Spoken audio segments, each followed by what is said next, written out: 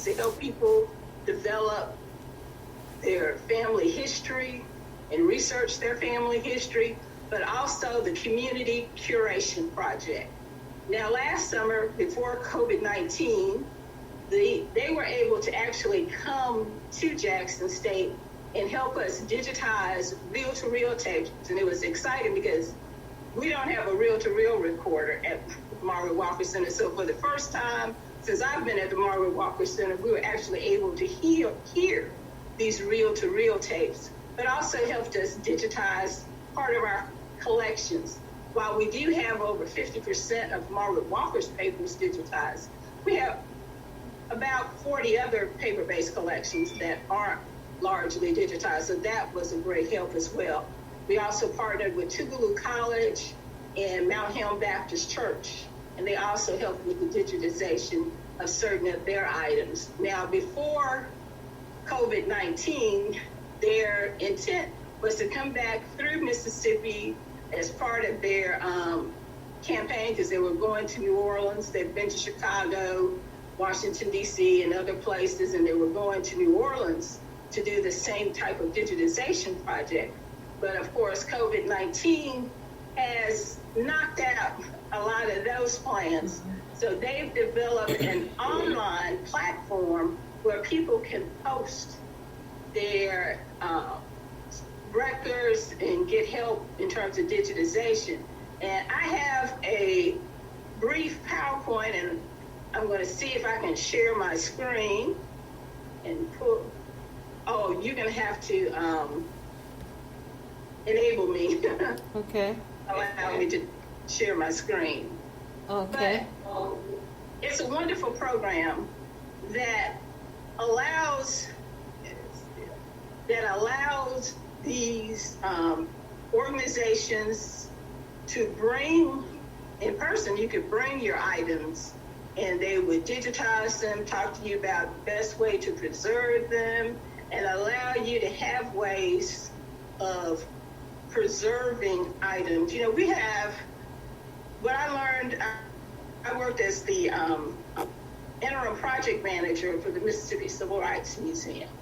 And there are a number of civil rights veterans and family members who have photographs, who have papers, who have all kinds of wonderful items related to the civil rights movement.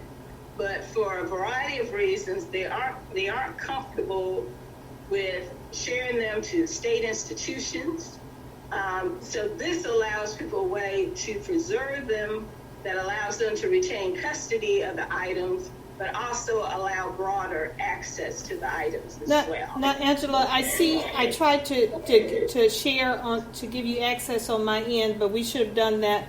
I'm sorry, I should have given you access before we began, because otherwise we'll have to close out of our Zoom. But okay. we'll share those links after the show and Yes. into all of our media sources.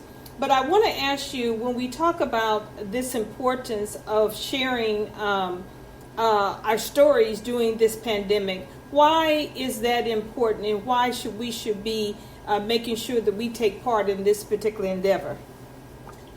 Because our histories are important.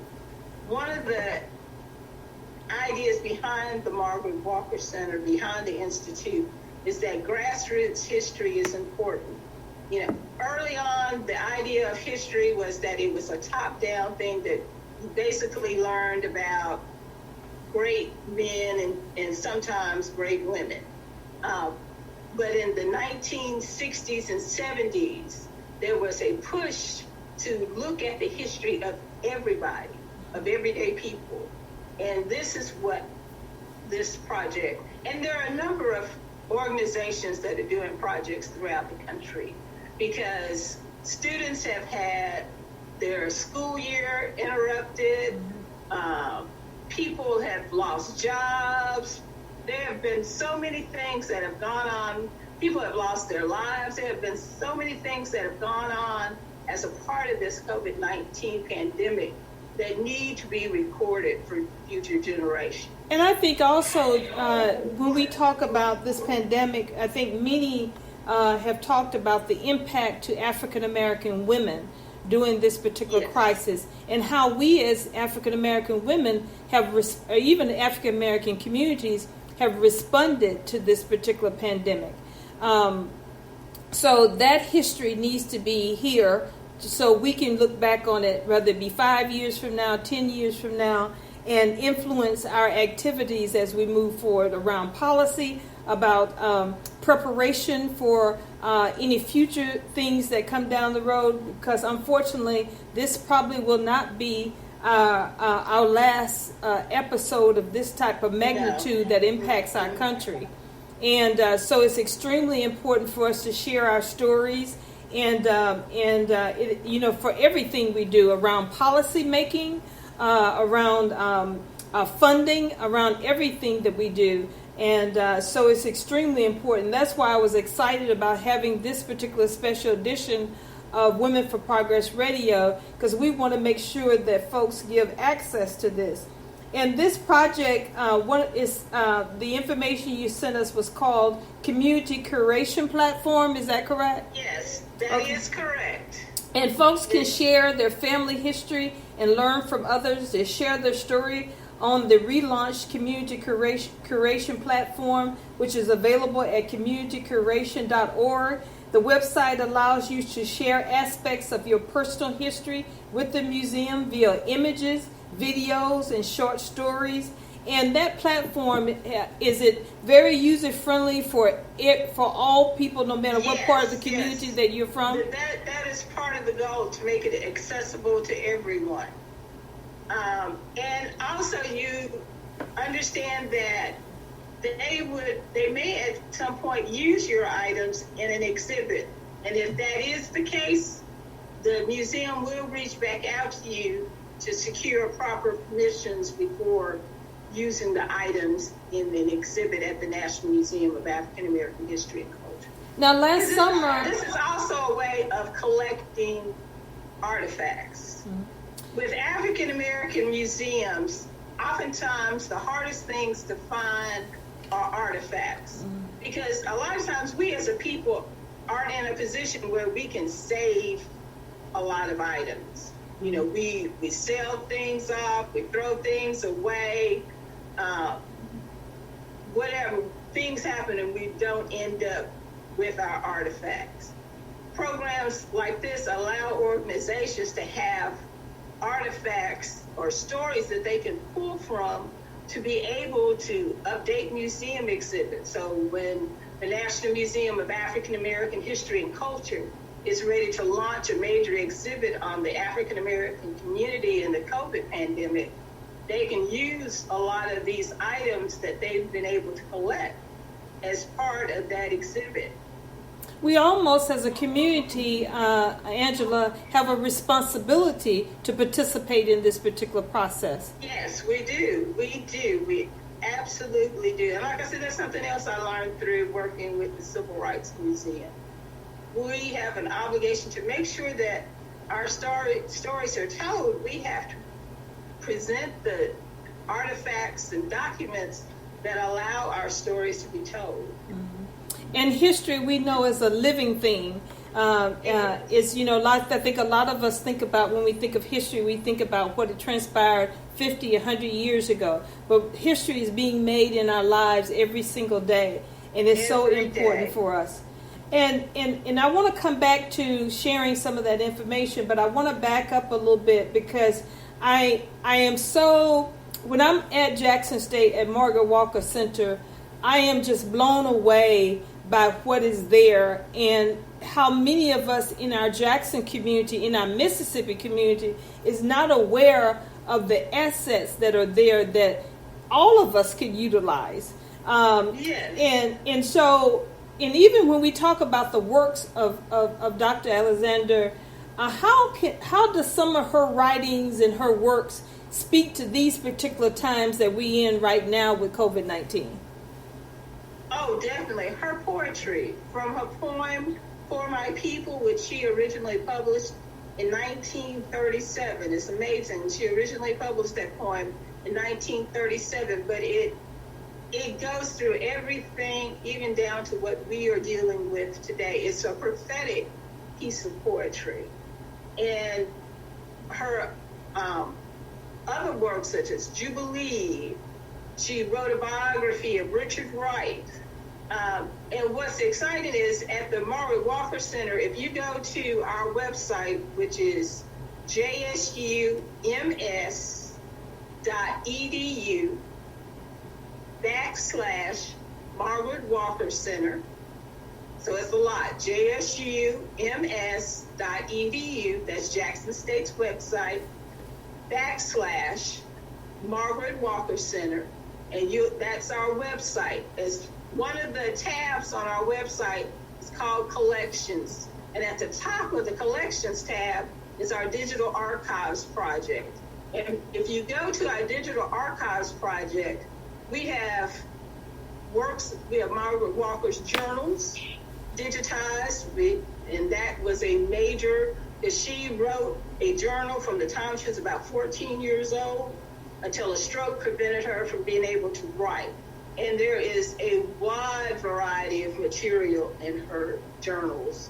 From, when we were doing research on Gibbs Green, I was able to pull her notes on Gibbs Green. She wrote a poem on Gibbs Green, and there's information about that in her journal entries. We have her writings, we have her notes for her biography on Richard Wright, and all of that is available on our website at our Digital Archives Project. And who knows how students will be going back to school in the fall. There's also an educators tab on our Digital Archives Project, which has lesson resources for teachers who may want to teach the works of Margaret Walker as well. That's available on our website. There are also links to our work with Gibbs Green. We have been preparing for the 50th anniversary of Gibbs Green all this past academic year. And we started celebrating with Martin Luther King Convocation in January, where we had Attorney Constance Lauder Harvey, all the way down to our virtual town hall that we had on May 14th in honor of Gibbs Green. And there is some Gibbs Green information because we also have an online an exhibit that's now available online dealing with Gibbs Green. So, and I'm mentioning these things because as of right now, we are currently not on campus. Jackson State has just set up a COVID-19 task force to look into the best way in terms of transitioning back to campus. Dr. Alfred Rankins, who is the commissioner for the Institution of Higher Learning, has stated that he is committed to going back to in-person classes by fall of 2020. So even though summer will most likely be online, there is a push, hopefully, to have students back in person going to class by this fall. I'm a 12-month employee, and like I said, we haven't received any notice yet as to when we will be going back, but I've also, in addition to the COVID-19 task force they've set up at Jackson State, the health center at Jackson State is also providing COVID-19 testing for faculty and staff. So I'm thinking they're laying the groundwork for transitioning as probably the 12-month employees this summer back to campus, because they have opened the campus for things like auxiliary services such as the barber shop and the nail salon and the hair studio. So I'm thinking probably in the next month or 2 weeks to a month, we'll probably be transitioning in terms of 12-month employees back to campus, but students returning depending on how everything works. Right. Well, can we as a community right now reach out to the center? Can we still call you and engage you all by telephone? Is that still available? Yes, you can engage us by telephone.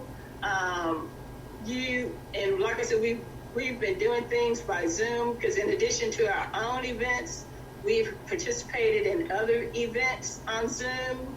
I just received a notice from the Mississippi Society of Archivists, and we'll be developing a virtual program with them.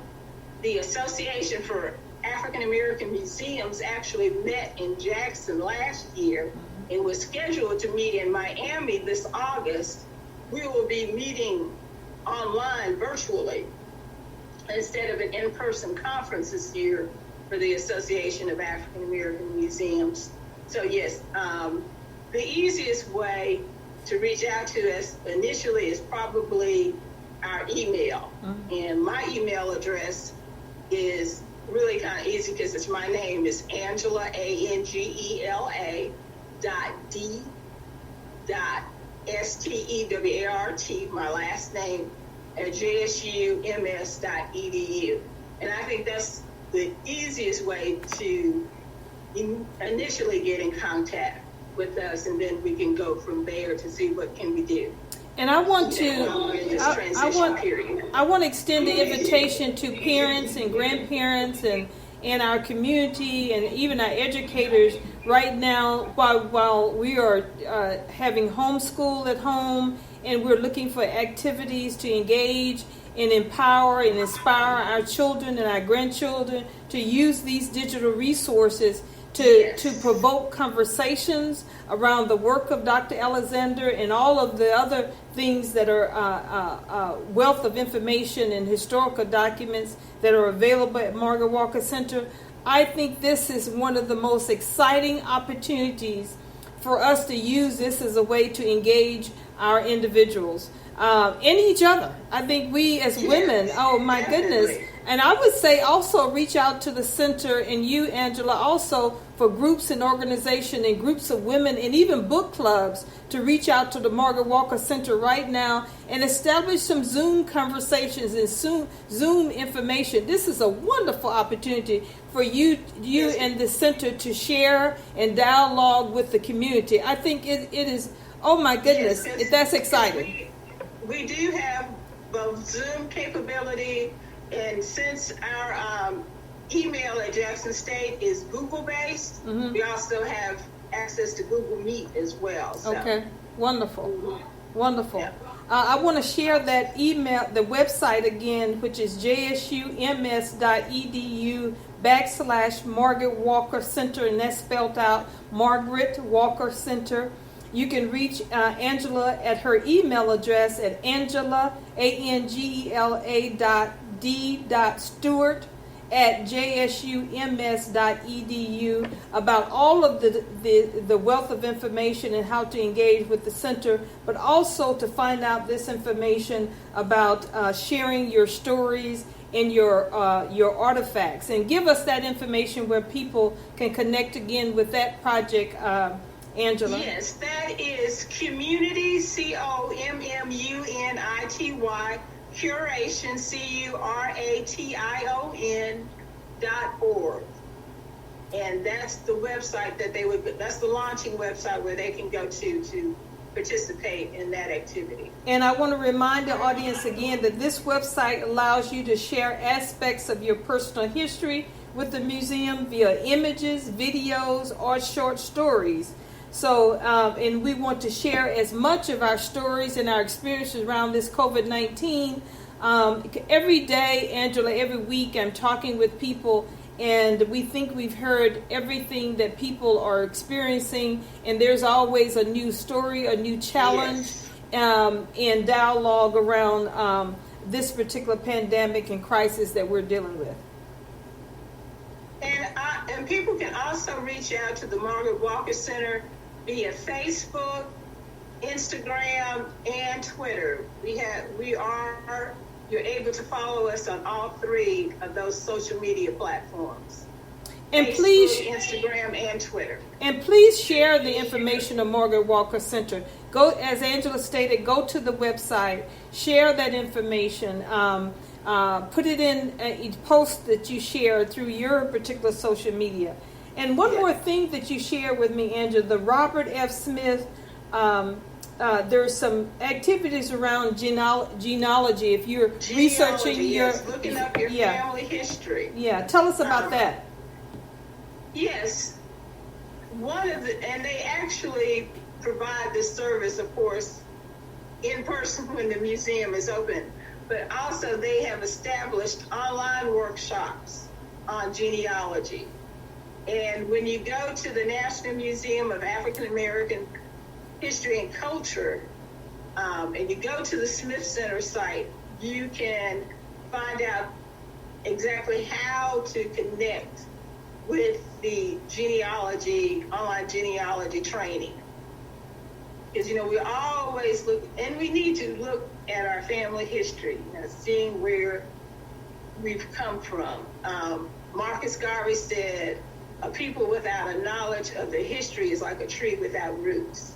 And so it's important for us to look into our family history.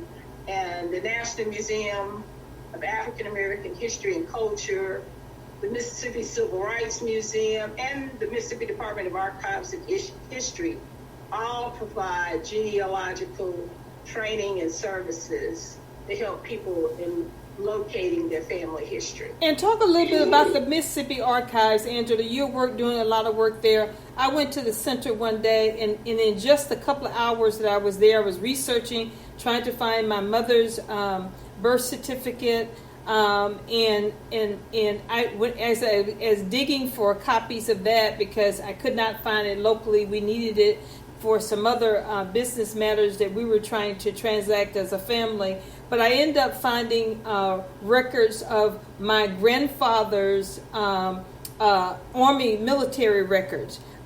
Be able to actually hold in my hand a document where my grandfather and my grandmother had signed. And we found out also that my grandfather has smudged his age so that he could go into the military. He was actually much younger than the requirement was for the military. So those type of documents where you can actually experience them and get the copies of it is just amazing.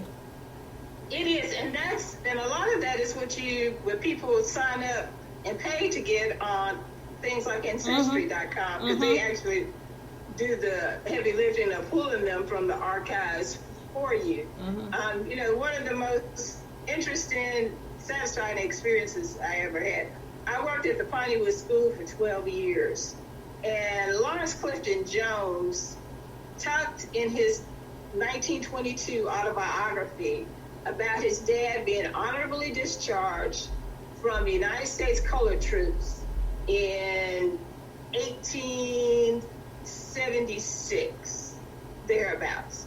And he was honorably discharged from Company K. He had been in from 1869 to 1876. I had a visitor to come to the museum at Pontywoods who had actually been able to locate the muster rolls from the 1860s, 1870s, where Lawrence C. Jones' dad had indeed enlisted into the United States Colored Troops, which were the troops founded after the Civil War, the segregated African American troops. And there's information on that at the Department of Archives and History in terms of African American troops in Mississippi, because they fought in Vicksburg. There was a presence of African American troops right here in Mississippi. There's all kinds of family history at the archives. There is just history of our communities. Parish Street, local communities such as Natchez and Clinton. There is all kinds of archival information at the Department of Archives and History. My mother served as the chair of the Centennial Committee at Fair Street Baptist Church in 1993. And she spent a lot of time down at Archives and History researching images and photographs, and even developed a relationship with Eudora Welty, because Eudora Welty had taken pictures in the 1930s of a bird pageant at Fair Street Baptist Church, and 1930s. So, and all of this kind of information is at the Department of Archives and History. The Department of Archives and History, in addition to archives, is also museums. So that's where they run the Civil Rights Museum, the Museum of Mississippi History, the Old Capitol Museum, the Eudora Welty House. All of those are part of the Mississippi Department of Archives and History. And we at the Margaret Walker Center are very happy not only to have a relationship with the Department of Archives and History, but we have students who work at the Margaret Walker Center who now have key roles at the Department of Archives and History. So we've been able to be a conduit of training young African Americans and getting them placed in positions at the Department of Archives and History. And it helps in, recruiting, because a lot of times when you talk to students about history, you're like, what kind of job can you get with history? But like I said, Michael Morris, who is over public relations for the Department of Archives and History, worked at the Margaret Walker Center. One of his young assistants, Tiffany Heron, she worked from the time she was in high school at Murrah through a master's program at Jackson State at the Margaret Walker Center. April Blevins, who is receiving her PhD from Middle Tennessee State University, now works at the Department of Archives and History, and she did her practicum with us at the Margaret Walker Center. So one of the things we take pride in is our input on students, because Jackson State is a teaching and research institution. So those are two things we also do at the Margaret Walker Center, teaching and research, which allows us to be able to, it makes you feel good when you can look at students that you have worked with, and now they're a young lady who just graduated from Jackson State this spring, received a full ride for a master's program at the University of Mississippi. So, and it's, you're always happy to have those kinds of contributions to students' lives. And what's been really interesting is not just been work students or graduate assistants.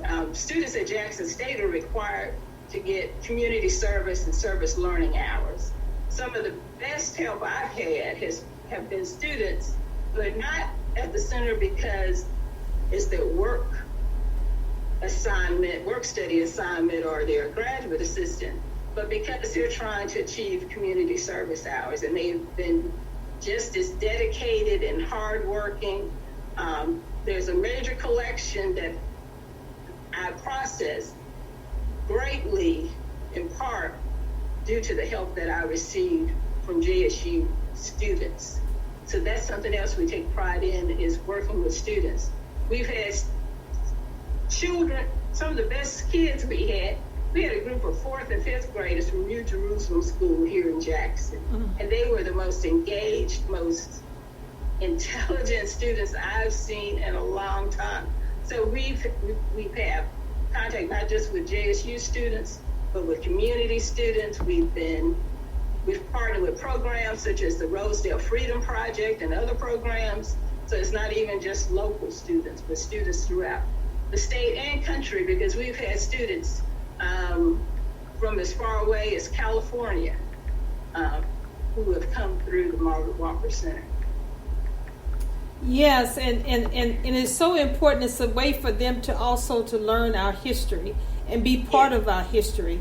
So these particular assets that are at Margaret Walker Center, and all of these programs for my people, annual program, and the Dr. King luncheon. Yeah, let me tell you a little bit about our programming. During a regular year, we host. We are the hosts for the Martin Luther King Birthday Convocation. In January 1969, January 15th, 1969, Margaret Walker decided she wanted to celebrate Martin Luther King's birth. She didn't want to commemorate his death because he died April 4th, 1968. So that first January after he died, she hosted the first Martin Luther King convocation birthday convocation at Jackson State, and we've been hosting birthday convocations ever since. Almost 20 years ago, we instituted a program called the For My People Awards. The idea behind the For My People Awards is to honor individuals and institutions who've made significant contributions to the preservation of African American history and culture. And we have been hosting that since, like I said, it's been out really almost 30 years, because I think our earliest awards went out in like 1993 or so, as we've honored everybody from Margaret Walker Alexander and Aaron Henry, down to Constance Slaughter Harvey, Philip Gibbs, and James Green were the honorees this past year. So that's something else we hosted. That same day we had the convocation, and then we had the For My People Awards. We host a conference called the Creative Arts and Scholarly Engagement Conference, which allows students, both high school and college students, the opportunity to present papers, to recite poetry, to present their visual artwork, to do performing art, as part of a 2-day conference on campus. It's student run and student generated.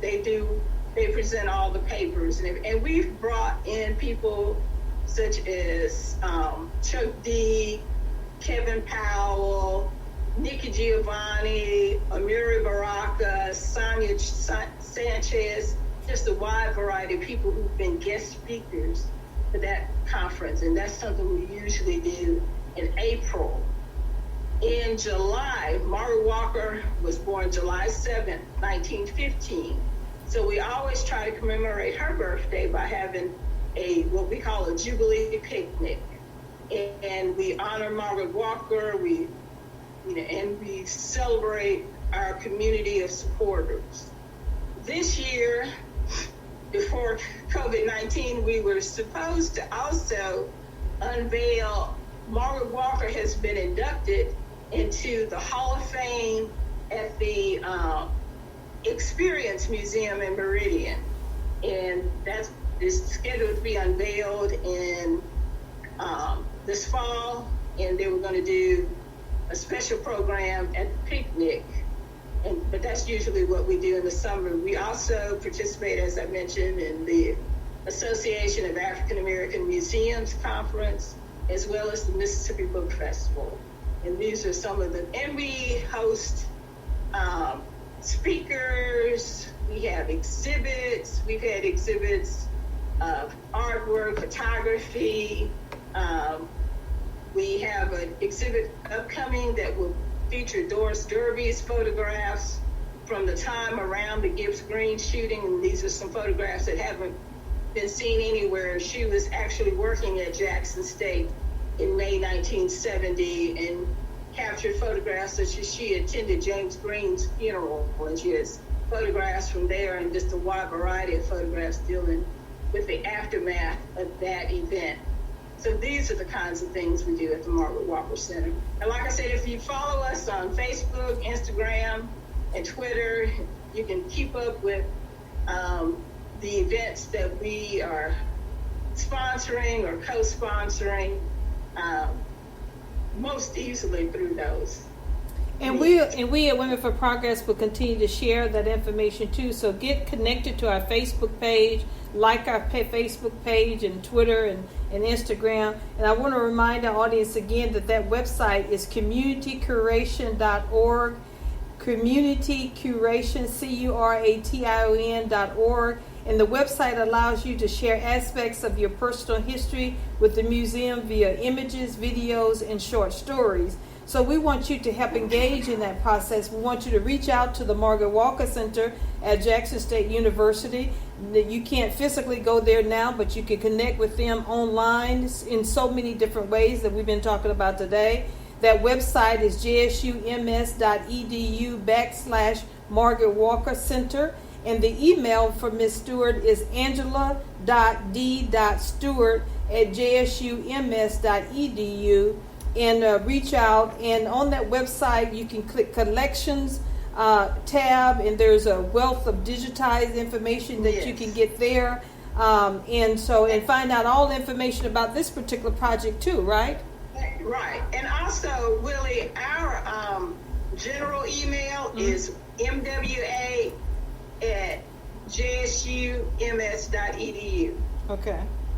And we'll follow up, Angela, with sharing this information out to our eBlast database of over 4,000 emails that we'll share this information, because we want the community to really engage with not only this particular project and this historical project that we want participation from the community on, but we want them to engage with Margaret Walker Center and take advantage of the many, many resources that are there. The Mississippi Archives, I just invite people to go out there and if information you need to research. I have the Ancestry the membership too, Angela, but I pay the fee for that service.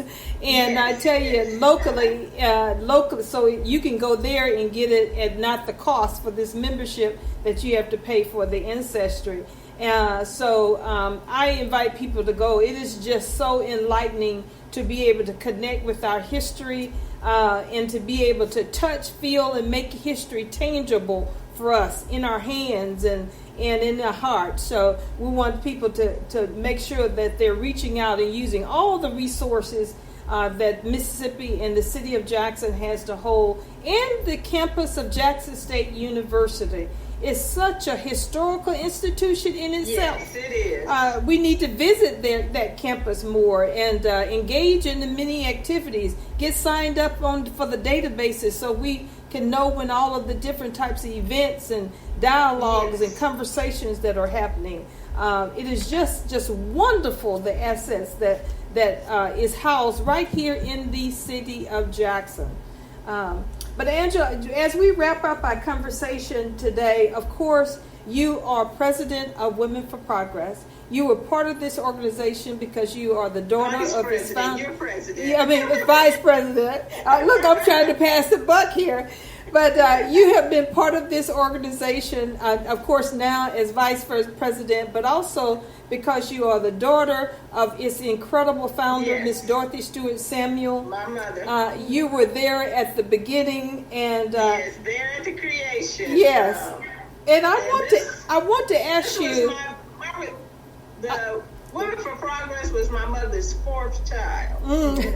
She birthed 3 children, but this was her fourth child. She was very passionate. She was very passionate about Women for Progress and what she wanted for Women for Progress. And I just thank you for keeping her vision and Women for Progress alive. It's just, and I know she would be very proud to see how much it has grown under your leadership. Well, thank you. Thank you, Lily. It's been a privilege. But before we end, I want to end with you sharing from your perspective, what was her vision for this organization? Why did she put forward this effort? And how did she see this organization empowering women in this community? And you hit on the key word, empowerment. My mother always said she had enough of organizations that did nothing but me. She wanted an organization that would be out there actually doing constructive engagement activities in the community without a lot of red tape being necessary to get anything done. That's what she took pride in with Women for Progress. Women for Progress was an organization that could be counted on to get things done and get them done well, not just done, as somebody I know used to say, that'll do, but done with excellence, and that was her mantra about Women for Progress in anything she did. My mom always said, everything you do is a reflection of you, so let whatever you do be a masterpiece. That was her mantra. And that was her idea behind Women for Progress, that it would be something that would inspire, motivate, educate women, children, and the community. Well, thank you so much for sharing that, Angela. And you're so right.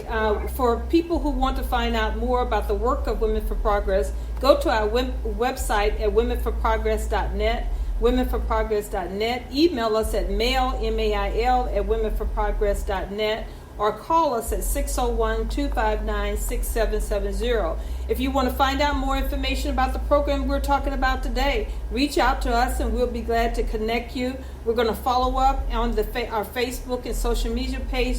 All of these links where you can connect not only to the Margaret Walker Center, but this project, this historical project that we want the community to engage in.